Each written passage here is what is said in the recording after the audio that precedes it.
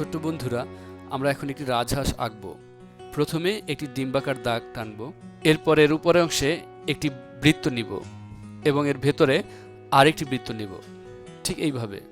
এরপর ভেতরের বৃত্ত থেকে ঠিক এইভাবে একটি দাগ টানবো, এরপর এই দিকটাতে এইভাবে একটি দাগ টানবো,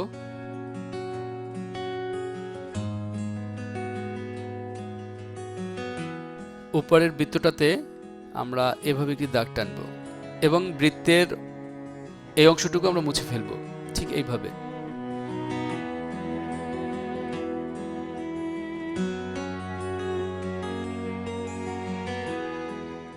এরপর এভাবে একটি দাগ টানবো এবং এর মাঝে ছোট আরেকটি দাগ টানবো।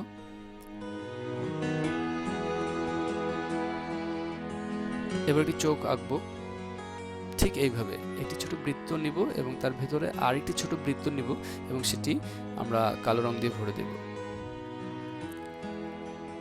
এরপর হাঁসের পাখাতে আমরা ঠিক এভাবে কিছু দাগ টানবো। লক্ষ্য করে এভাবে দাগ টানার পরে পাখাটি পুরো স্পষ্ট মনে হবে। এরপর নিচের অংশতে আমরা এভাবে কিছু দাগ টানবো। ছোট্ট বন্ধুরা, আমরা এখন এই হাঁসের সাথে কিছু ছোট হাঁস অর্থাৎ হাঁসের বাচ্চা আঁকবো, ঠিক এইভাবে। লক্ষ্য করো, খুব সহজেই এভাবে এভাবে এভাবে দাগ টেনে আমরা দেখো ছোট্ট একটি হাঁস এঁকে ফেললাম। এরপর আমরা নিচের এই অংশগুলোতে ঠিক এভাবে কিছু দাগ টানবো, ঠিক এইভাবে, এভাবে এভাবে।